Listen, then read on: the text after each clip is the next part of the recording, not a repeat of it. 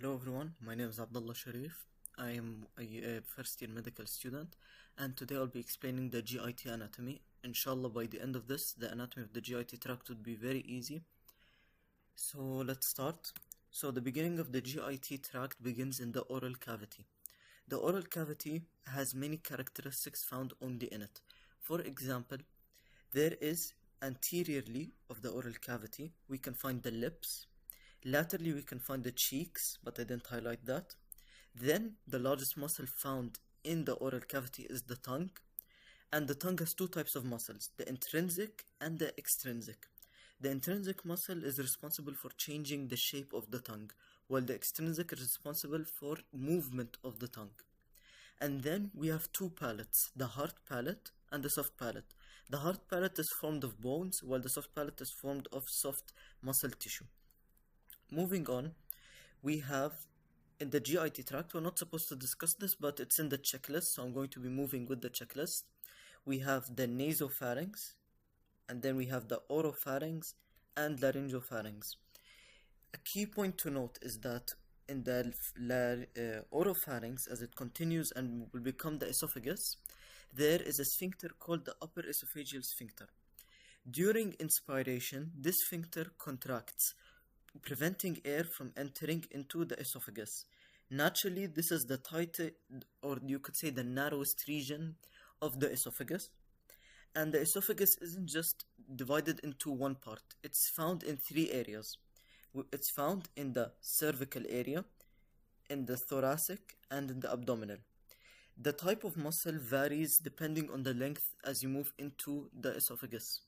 Naturally, when you, for example, use an endoscope to investigate the esophagus, you would find that there are natural constrictions 15 centimeters deep, 22, 27, and 40.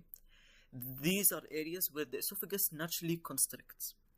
As the esophagus starts from the lower border of the cricoid cartilage at C6 all the way to T10, the type of muscle changes from skeletal to a mix of skeletal and smooth, all the way until it reaches into pure smooth muscle. Moving to the stomach, or before actually going to the stomach, there is one important key point we have to mention, is that the tongue connects into the floor of the oral mucosa or the oral cavity via an attachment called frenulum lingua. This attachment, you could see it visually, however it's not seen in this diagram, so I had to basically accommodate for it by putting this structure, but you can see it normally in a person. Moving to the stomach, there is the lesser curvature of the stomach, the greater curvature, and then moving from the esophagus into the stomach, there is an area called the gastroesophageal junction, or the cardiac sphincter, or the lesser esophageal sphincter. It has many names, but they all mean the same thing. When the esophagus opens into the stomach, there is a narrowing of muscles into the stomach. This area is not an anatomical sphincter, meaning that usually this will not act as a sphincter. It is a physiological sphincter, meaning that when food enters through the esophagus into the stomach, the distension of the stomach or expansion of the stomach will cause this area to tighten, causing it to become a physiological sphincter.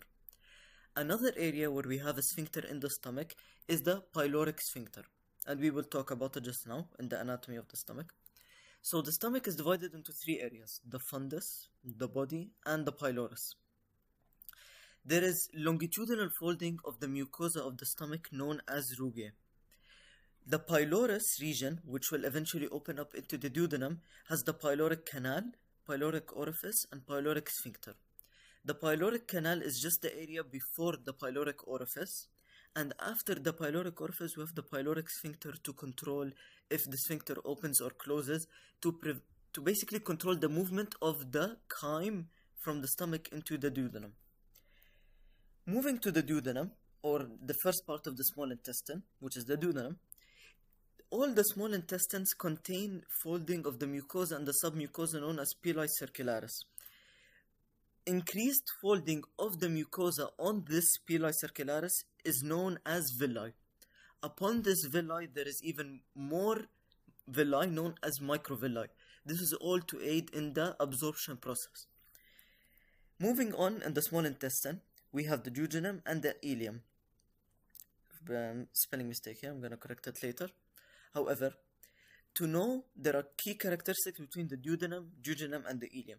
The duodenum is a retroperitoneal structure, meaning that it does not lie within the intraperitoneal cavity, meaning that it's not completely engulfed by the peritoneal, only the visceral surface is, while the remaining surface is not. It's just connected into the abdominal cavity. What makes up the diaphragmatic surface of the small intestine, or you could say the ventral surface of the small intestine? 2/5 is the duodenum, 3/5 is the ileum. And to note that the duodenum and the ileum are connected to the mesentery by an area called mesentery proper.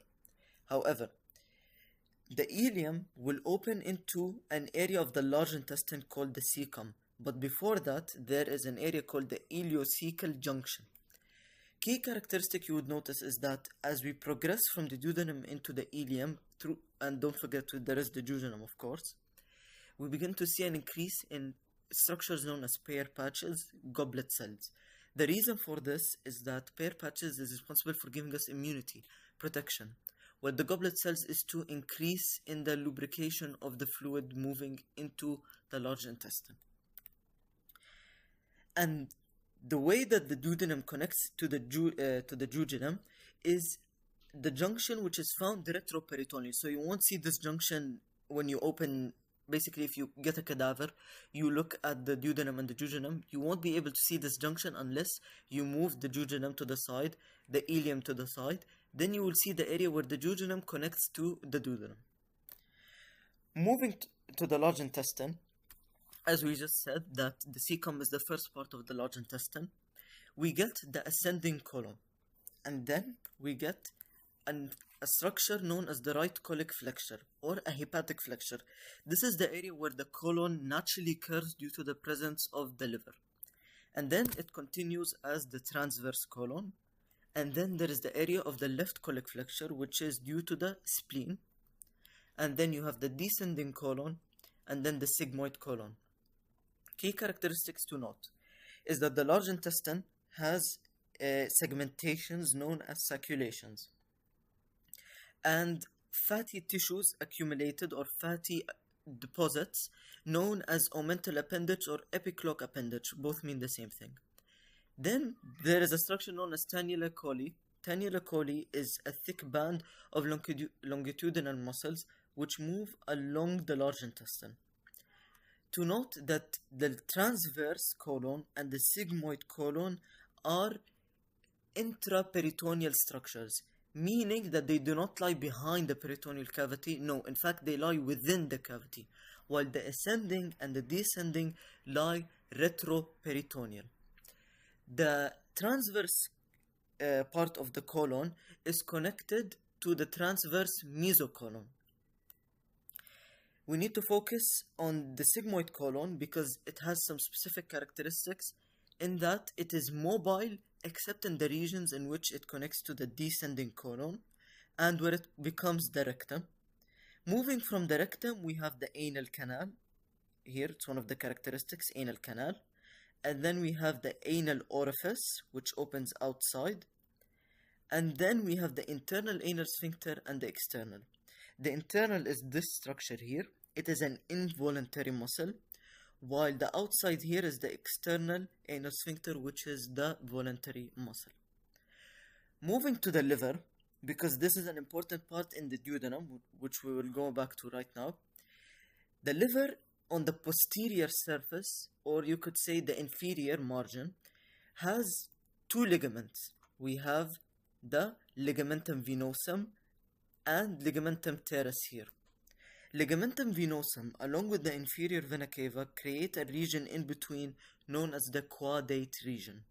This is just an area to help anatomists identify where exactly they're looking at. And then the ligamentum teres with the gallbladder create an area known as the quadrate region. Also helps anatomists identify the liver. An area where the veins and arteries and nerves enter the liver is called the sporta hepatis. However, when we view the liver on the visceral surface or the visceral view, we can find that there is a ligament known as the falciform ligament. This falciform ligament is responsible for dividing the liver into the right lobe and into the left lobe. We're looking at a posterior surface of the liver, and we can see that the gallbladder is divided into 4 regions. We have the fundus, the body, the neck, the infundibulum, before the neck we have the infundibulum, the neck, and then we have the cystic duct. However, we need to note that there are ducts coming from the liver itself, such as the right hepatic duct, the left hepatic duct. Together they form the common hepatic duct. The common hepatic duct plus the cystic duct create the common bile duct. The common bile duct, along with the main pancreatic duct, create an area known as the hepatopancreatic ampulla. Another name for it, ampulla of Vater, another name, major duodenal ampulla. However, to note, there is another area known as the minor duodenal ampulla, which lies just before the major, which you could find it here. Going to the pancreas, which is the last part of GIT anatomy, it has the head, the neck, the body, which is a continuation of the neck until it reaches to the tail. This is it for the GIT anatomy.